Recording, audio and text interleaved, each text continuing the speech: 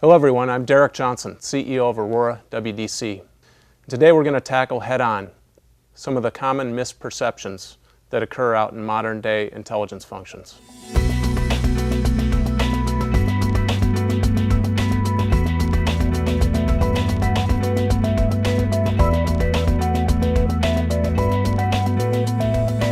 There are those in the industry who believe that vertical industry specialists are more effective than multi-industry generalists.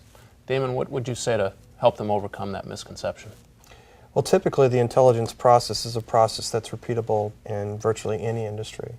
So we're dealing with two different comments here. We're dealing with the concept of collection versus the concept of analyses. And when it comes to analyses within a particular vertical, let's say pharmaceutical, aerospace, defense, healthcare, financial services, you certainly need to have a certain amount of vertical depth in that industry. But at the same time, that multi-segment industry that we bring to the table at Aurora is a highly valuable. And any time that we find that we need to invest deeper into a particular industry for the client's benefit, we always do that.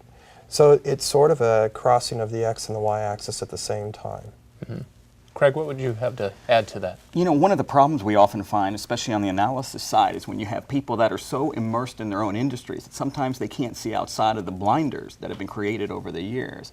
So by being able to look at things outside of convention, to be able to spot disruption, to be able to see technological change that you're not used to be able to see developments in complementary industries or industries that are part of your supply chain or value chain, maybe even in an adjoining segment. Can be very valuable in the trend recognition, pattern recognition process that always underlies the development of excellent intelligence insights. On top of that, I think Peter Drucker once said that all the important changes that are about to happen in your industry usually start among your non-customers. So they start in those adjacencies and in the other parts of the value chain that you haven't really looked at. So the ability to be further up the discovery curve is certainly valuable and can accelerate the production of value from a client standpoint in terms of finished analysis that's actionable. But you also don't want to strictly look and zero in too deeply on the things you think you know about your industry and ignore the challenges that might come up and challenge the expertise that you believe your people have internally.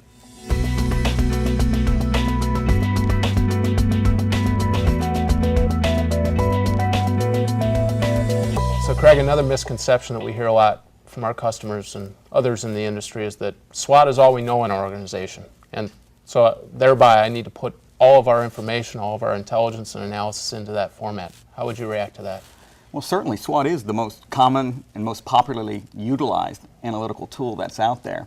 It's a tool that business executives learn in their development. They get that in their business school. They get that in their MBA programs. And it's an excellent tool because it does help to establish context. The drawback to putting things into SWOT all the time are that there are a lot of things that SWOT was not designed to do. One of the things that it was not designed to do, and for intelligence purpose becomes critical, is to be able to help derive actionable insights or results.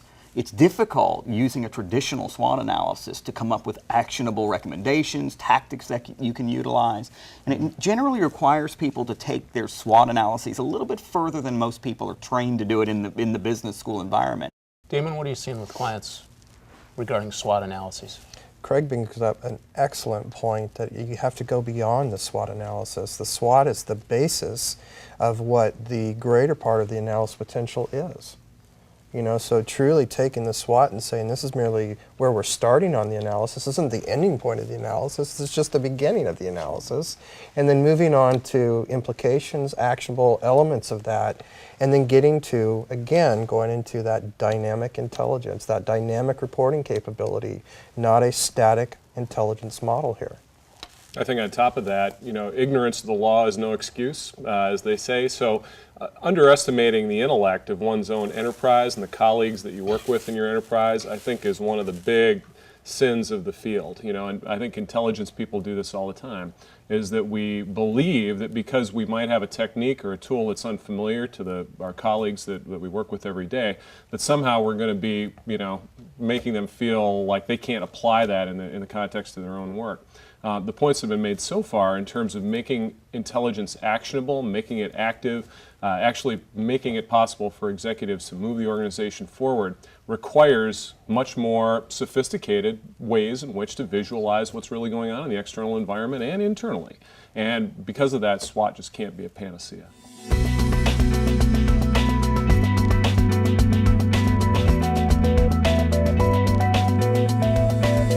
So another misconception, Arik, is that the impact of information technology makes human intelligence less important. How would you react to that?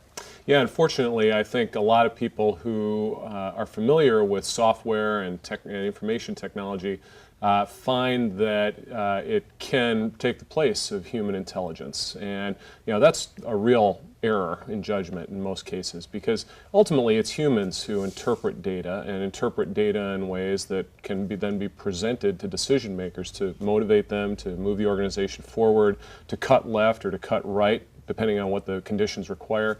And ultimately, I think that while information technology enables us to process larger amounts of information, and in fact, information volumes have grown in direct proportion to the tools that we have available to manipulate them, I think it's just a big mistake to think that it takes the place of human analysis. Mm-hmm. There's no analysis package out there. There's nothing you can buy off the shelf that can even come close to replicating what a human can do in terms of thinking patterns, in terms of mental calisthenics and gymnastics that they can perform on a variety of data.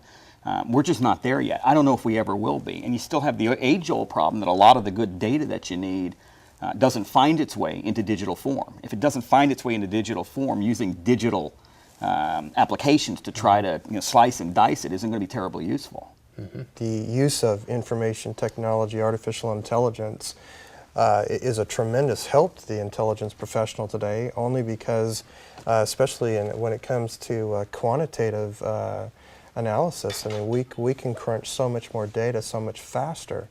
But at the end of the day, we certainly have to have the human mind, just the faculties of the mental capacity, as you called it, the mental calisthenics, Craig. That's a critical part of the human, the intelligence process. So yes, we embrace the information technology to assist us, but there's no way that it can actually totally replace us in this process. I would agree with that. It is very assistive, especially in the area of human source identification, sourcing the right people to speak with when you're talking about a primary research oriented study. And so, I think a better way to characterize this misconception is that information technology assists human intelligence process. Would you guys agree? Mm-hmm. Absolutely. Yes.